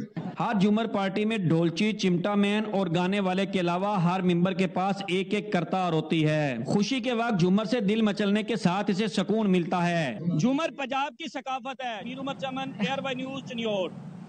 ओके जी, तो आपने देख लिया कि किस तरीके से भरपूर तरीके से मुख्तलिफ तरह की डांस की भी अनवाउ और अक़साम है, और भरपूर तरीके से वो कहते हैं ना कि ये आज़ा की शायरी है, तो अपने अपने अंदाज में उसको करते हैं जो किसी की कैपेसिटी है।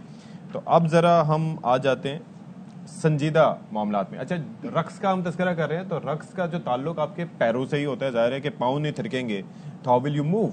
Then first you will have to move your feet and then hands and the rest of the body. तो बात ये है कि अगर आपके पाँव ठीक होंगे तो आप चल भी सकेंगे प्रॉपरली, भाग भी सकेंगे, दौड़ भी सकेंगे, छलांग भी लगा सकेंगे, और सारे जो काम जो आप करना चाहते हैं वो आप कर सकते हैं। हाँ जी, लेकिन अगर उसमें कोई थोड़ा सा भी हम कह दें कि कोई ख़राबी पैदा हो जाती है, तो उससे ये होगा कि हमारे तमाम जितने भी फंक्शंस हैं वो काम नहीं कर सकेंगे। लाइक हम ठीक तरीके से अपने जो दिन का हिस्सा है वो नहीं गुजार सकेंगे, बेड पर आ जाएंगे।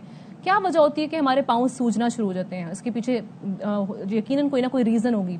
बिकॉज हम लोग सोचते हैं कि पाँव सूज गए हैं, या तो एक ये चीज़ भी होती है कि हम ज़्यादा देर खड़े रहे हैं उससे पाँव सूज गए हैं, ज़्यादा देर बैठे रहे हैं उससे पाँव सूज गए हैं। कुछ लोग तो ये भी कहते हैं कि अगर आपको नमक का ज्यादा इस्तेमाल आप कर रहे हैं उससे भी पाँव सूज जाते हैं। अब ये भी जानने की जरूरत है हमें कि क्या ये वाकई सच है या नहीं। Oedema is one of them के जिसके अंदर जो है वो वाटर रिटेंशन होना शुरू हो जाती है। अगर कोई लिवर डिजीज है उससे भी आपके पाँव पे इफेक्ट आता है, किडनी डिजीज है तब भी है, अच्छा लोकल कोई तकलीफ वगैरह हो गई तब भी है, खड़े रहे जिस तरह से आपने तस्करा किया वो भी, और अगर दिल ठीक तरीके से खून को पंप नहीं कर रहा, बिल्कुल जी, उसकी वजह से वो फिर ब्लड रिटेंशन उसकी वजह से भी ये चीजें हो सकती हैं। लेकिन मसला ये है कि कोई चीज अच्छा ये फिर बढ़ते बढ़ते आपकी टांगों को भी इफेक्ट कर सकता है, यानी कि घुटने से नीचे आपकी टांगें जो हैं वो भी सूज सकती हैं। ये सिर्फ पाँव तक महदूद नहीं रहता। तो ये बहुत सारे इसके रीजंस हैं और इसी पर हम जरा बात कर लेते हैं। हमारे साथ स्टूडियोज में मौजूद हैं, हमें ज्वाइन करिए फैमिली फिजिशियन डॉक्टर उज़्मा हमीद। डॉक्टर उज़्मा, बहुत शुक्रिया आपने हमारे लिए वक्त निकाला। कुछ चीज़ों का हमने अहाता किया और हमने बताया कि भाई ये चीज़ें हो सकती हैं, लेकिन नॉर्मली अगर पाँव सूज गए हो तो फ़ौरन कोई इस पर तवज्जो नहीं देता। अगर फ़र्ज़ करें आपके पाँव सूजना शुरू हो रहे हैं तो कितनी देर में आपको परेशान होना शुरू हो जाना चाहिए? अच्छा देखिए, पाँव सूजने के काफ़ी आपने वजूहात बता दी कि क्या वजूहात हैं। ये किसी की अलामत है, किसी ख़तरनाक डिजीज़ की भी हो सकती है, यानी कि जैसे दिल का सही से काम नहीं करना, जिगर का सुकर जाना या गुर्दों का फेल हो जाना। प्रेगनेंसी में कुछ औरतों के एक तो होता है भाई माइल्ड से करें जो कि एक नॉर्मली होता है, लेकिन अगर बहुत ज़्यादा सिवियर है तो उसमें फ़ौरन अलर्ट हो जाना चाहिए। या कोई आपकी मोच आ गई है, कोई ऐसा इन्फेक्शन हो गया है जिसकी वजह से सूजिश आ रही है, तो हमें इन चीज़ों को देखना पड़ता है। दूसरा, मोटापे की वजह से भी पैर सूज सकते हैं। ठीक है, जूता अगर आपने सही इस्तेमाल नहीं किया है वो भी आपकी पैर में सूजन का सबब बन सकता है। लेकिन तो सबसे तो चंद घंटों के लिए जी वही मैं बता रही हूँ। उसके बाद ये है कि सबसे पहले ये है कि अगर दिल का या जिगर का या कोई गुर्दों का मसला होगा तो उसमें पाँव सूजने के अलावा कोई दूसरी अलामत भी होंगी। मिसाल के तौर पर कि जैसे कि यूरिन का कोई मसला हो सकता है, गुर्दों का मसला है, ठीक है, वो उसके अलावा जो है वो आंखों की गिर्द भी सूजन आ रही है, या सांस का फूलना हो सकता है। अगर दिल का कोई मसला है तो सांस लेने में दिक्कत हो रही है। अच्छा। तो ये सारे मसाइल। अगर जिगर का कोई मसला है तो उसमें पेट फूलने के सबब भी बन सकता है। ठीक है, एडेमा क्या है? एडिमा का मेनली अगर हम बात करें, इसका मतलब है कि आपका नॉर्मल टिश्यू से पानी लीक होके आपके टिश्यू से बाहर आ जाना, जिसकी वजह से अच्छा वो जरूरी, क्योंकि ग्रेविटी है ना, तो हमारा वो ग्रेविटी की वजह से पाँव के बिल्कुल पाँव की तरफ जाता है। लेकिन वो एडिमा आपका कहीं पे भी हो सकता है। फॉर एग्जाम्पल एडिमा की दो किस्में हैं। एक पल्मोनरी एडिमा होता है जो कि जैसे हम कहते हैं फेफड़ों में पानी भर गया है ना, और एक हो गया पेरिफेरल एडिमा जिसकी हम अभी बात करें, जो कि हमारे पैरों पे जाता है। ये पोजिशनल होता है। फॉर एग्जाम्पल अगर कोई बेड रिडन पेशेंट है, वो मूव नहीं कर रहा है, तो उसका एडिमा जो है वो पिछले वाली हड्डी की तरफ होगा, क्योंकि वो बेड रिडन हो गया ना, उसका प्रेशर उधर है। इसी तरह उसके हाथ इधर इस तरह रखे हुए, बेड पे रखे हुए, तो यहाँ पे एडिमा होगा। अगर इसी तरह से हम बहुत देर तक पैर लटका के बैठे हुए हैं, बहुत देर तक हम एक ही पोजीशन में खड़े हुए हैं, तो वहाँ एडिमा हो जाएगा। अच्छा, इसका ये होता है कि नॉर्मल होता है, क्योंकि बहुत देर तक आप एक उस पे खड़े रहे हैं तो वो एडिमा होगा, लेकिन वो जब हम पोजीशन चेंज करेंगे सबसाइड हो जाएगा। अच्छा, ये भी है कि जिस तरह से आप बता रही हैं, इसका इन्फेक्शन से भी ताल्लुक है? बिल्कुल, इन्फेक्शन, देखिए इन्फेक्शन जब होता है ना, तो वहाँ पे इन्फेक्शन को रोकने के लिए हमारी बॉडी का एक नॉर्मल मैकेनिज्म होता है जिसको हम कहते हैं इन्फ्लेमेशन।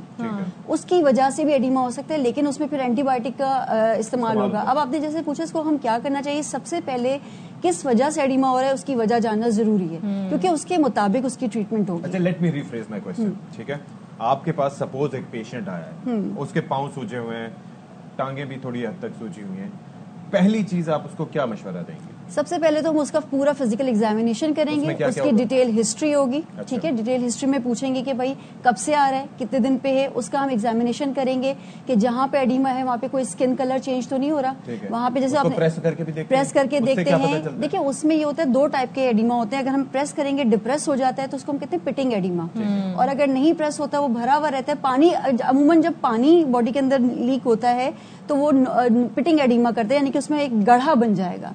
और जब सॉल्ट, प्रोटीन या पानी भी साथ साथ कर रहा होता है उसमें पिटिंग एडिमा नहीं होता। तो ये डिफरेंशिएटिंग पॉइंट होता है। खतरनाक कौन सा ज्यादा होता है? देखिए दोनों में से खतरनाक जो है वो नॉन पिटिंग है, क्योंकि उसमें प्रोटीन भी आपकी बॉडी से जा रहा है। इसका मतलब उसमें जिगर इन्वॉल्व है, उसमें गुर्दों में कोई मसला आ रहा है, ठीक है। तो हमें पूरे फिर उसके साथ हमें सारे बेसलाइन जो है या जो सिस्टमिक जो टेस्ट है वो उसको कराने पड़ते हैं, ताकि हम देखें एक हमारी बॉडी के अंदर इंपॉर्टेंट प्रोटीन होता है जिसको हम कहते हैं एल्ब्यूमिन, जो कि हमारे इस पानी को जिस्म में रखने के लिए बड़ा अहम किरदार अदा करता है। और ये प्रोटीन बना रहा होता है जिगर। जिगर में कोई मसला होगा वो प्रोटीन यूरिन के अंदर से निकलेगा। अच्छा। और उसकी वजह से जिस्म जो है फूलना शुरू हो जाता है। इसी तरह किडनी के अंदर एक डिजीज होती है जिसको हम कहते हैं नेफ्रोटिक सिंड्रोम। अच्छा। उसमें भी ये प्रोटीन हमारी बॉडी से निकलता है। तो उस किडनी पेशेंट के अंदर भी जो है वो लेकिन एक और चीज है कि आप ये देखें कि सपोज एक बंदा है, ठीक है, उसके पास इतने वसाइल नहीं है, ठीक है, कि वो जाए किसी डॉक्टर के पास और डॉक्टर्स जो है वो इतने सारे टेस्ट जा रहे हैं कि ये 15-20 से ज्यादा चीजें जो है वो बयान कर सकते हैं, जैसे तो वो क्या करे बेचारा?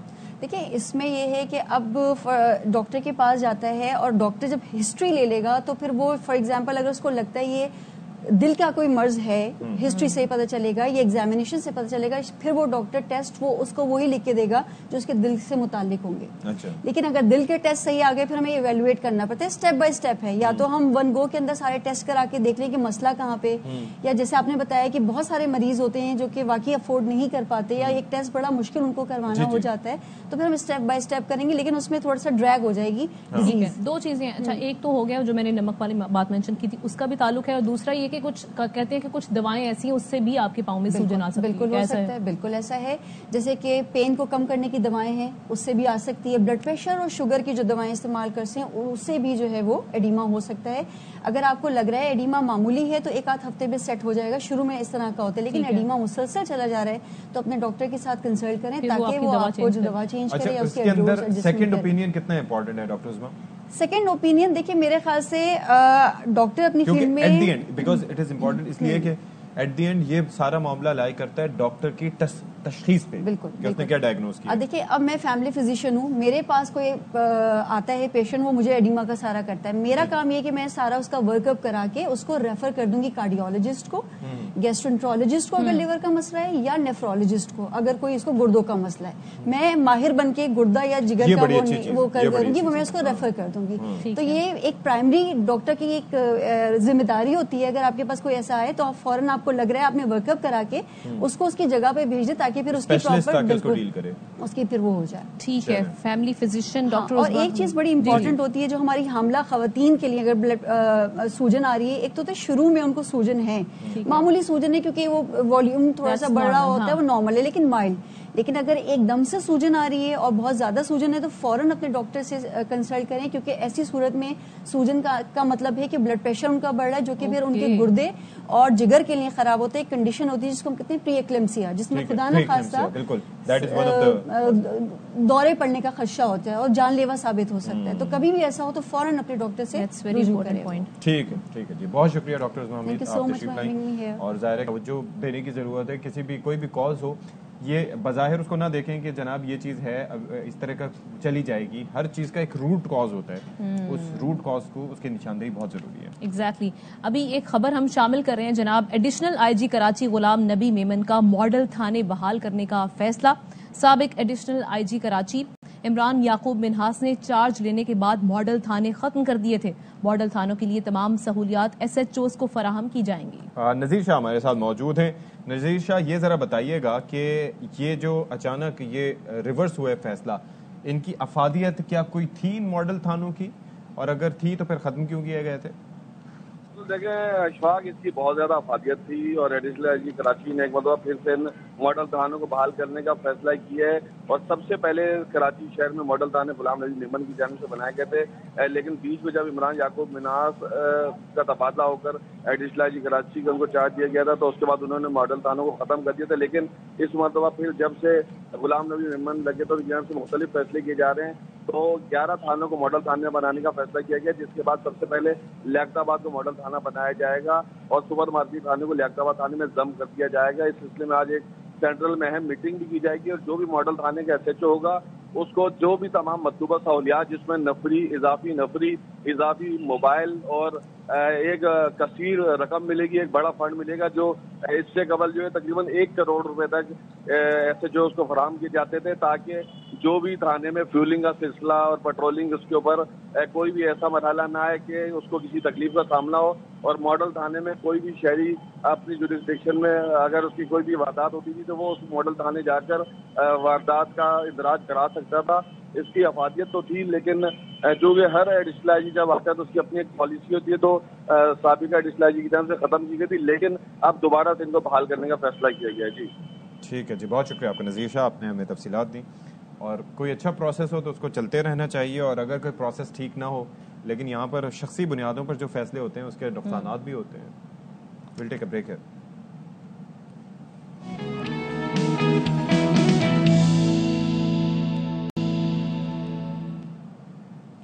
और जनाब अब हम बात करने वाले हैं शहर लाहौर का, जिसमें बहार के हर रंग हमें दिखाई देते हैं जब आप लाहौर का रुख करें। अगर अशफाक आपको बहार में वहाँ पे वक्त गुजारने का मौका मिला हो तो आप देखेंगे कि पूरे शहर को खूबसूरती से सजा दिया जाता है। आपको वहाँ पे लाइट्स नजर आएंगी, बल्कि खास तौर पे वो जो कैनाल वाला रूट है ना, वो अगर आप देखें तो माय फेवरेट रोड। हाँ जी। और लाहौर में आप जब एंटर होते हैं तो आपको ब्यूटी, सेरेनिटी, कोई भी मौसम हो आपको दिखाई देती है। लेकिन बहार में खास तौर पे इसकी भरपूर तैयारी की जाती है, 4 चांद लगा दिए जाते हैं। रात की तारीकी में बहार का पैगाम देती और कोसो कजा के रंग बिखेरती ये रोशनियां हर किसी को अपनी तरफ मुतवज्जे कर रही हैं। फैमिली के साथ आई हूँ और बहुत प्यारा सजावट हुई है, बहुत अच्छी लाइटिंग की हुई है, बहुत अच्छा, बहुत मजा आया। यहाँ पे बहुत मजा आ रहा है और यहाँ पे खूबसूरत लाइटिंग्स है। मैंने लाइटें देखी, मैंने फूल देखे, मुझे बहुत मजा आ रहा है। दुल्हन की मानिंद सजी लाहौर की मारूफ शाहराहें शहरियों को न सिर्फ दावत नजारा दे रही हैं बल्कि बहार की आमद की नवीद भी सुना रही हैं।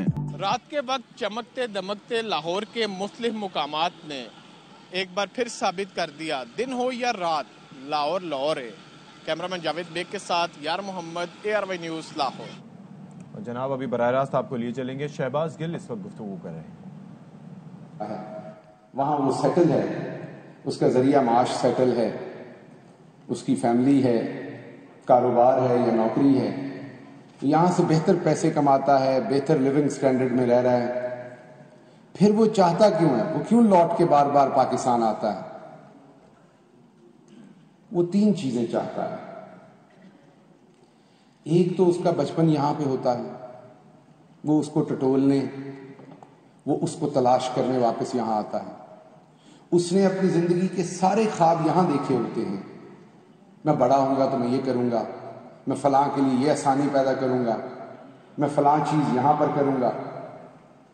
तो उसने वो तमाम ख्वाब जो जिन जगहों पर, जिस स्कूल में, जिन गलियों में देखे होते हैं, वो वहां पर आके जब टटोलता है तो उसे उसकी गदाज जो है वो महसूस होती है। उसके अलावा जो बड़ी बात है वो ये है कि जरा थोड़ी सी आपने खामोशी इख्तियार करनी है प्लीज सामने। उसके बाद जो दूसरी चीज इंपॉर्टेंट उसके लिए है वो है शनाख्त। वो अपनी शनाख्त ढूंढने आता है यहां। उसकी शनाख्त किसी हद तक हो चुकी होती है, वो डिवाइड हो चुका होता है। वहां में राजा साहब यहां बैठे हैं, इनकी बेटी भी वहां पढ़ती रही हैं, ये जानते हैं कि मैं कितनी बड़ी और कितनी मोतबर यूनिवर्सिटी में वहां पढ़ाता था। अमेरिका की दूसरी बड़ी यूनिवर्सिटी थी। मुझे या मेरी ज़ात को पता था कि वो कितना मोतबर जगह है या मुझे अल्लाह ने कहाँ पहुंचाया है, लेकिन अपनी शनाख्त नहीं थी, अपनी बात की शनाख्त नहीं थी। जब आप सुबह घर से निकलते थे और शाम को वापस आते थे तो आपकी ज़ात की शनाख्त नहीं थी, आपके आइडियाज़ की शनाख्त नहीं थी, आपके कल्चर की शनाख्त नहीं थी, आपकी सकाफत की शनाख्त नहीं थी।